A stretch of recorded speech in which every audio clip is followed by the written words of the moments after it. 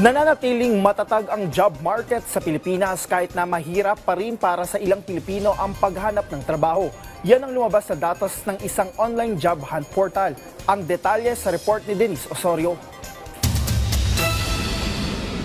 Patuloy ang pagsusumikap ng ating mga kababayan na makahanap ng trabahong akma para sa kanila. Tulad ni Catherine, isang psychology student. Graduating na siya ngayong taon at gustong pumasok bilang human resource staff.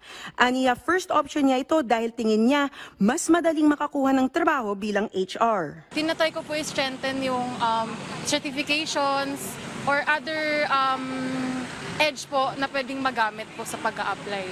Ang kaklase niyang si Althea, second choice ang pag-HR dahil alam niyang hindi madaling makahanap ng trabaho sa clinical practice ng kanyang kurso. Super saturated po ng job market ngayon eh. Parang marami ka pong kalaban, kumbaga, for a job. Siyempre marami pong mas maraming may qualification sa'yo. Para sa senior high graduate naman na si Ali, 2 taon siyang nagpahinga bago nagsimulang maghanap ng trabaho. Target naman niya ang mapasok sa IT industry. Ang problema, yung iba po ay fresh graduates yung hinahanap, tapos yung iba more on kung gaano ka sila ka-proficient sa IT.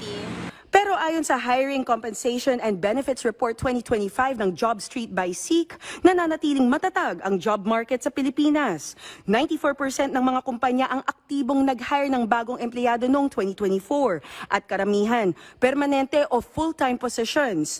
Top jobs pa rin ang admin at HR, accounting, information technology o IT at customer service.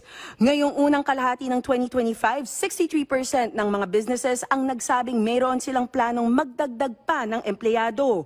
Karamihan dahil sa business expansion at bagong skill requirements.